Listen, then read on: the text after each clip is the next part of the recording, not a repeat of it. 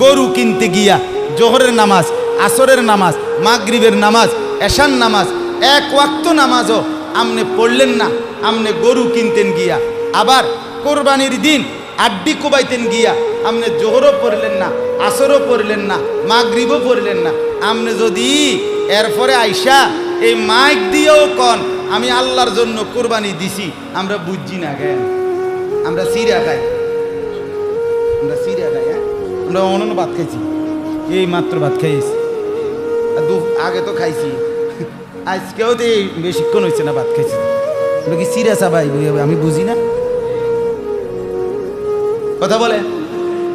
অতএব আমনে মানে উনি মনোযোগ দিয়ে কোরবানি দেয়, এটা হলে মানে মনোযোগী কোরবানি, একেবারে খুব যত্ন নিয়া মনোযোগ দিয়া কোরবানি করতে আছে।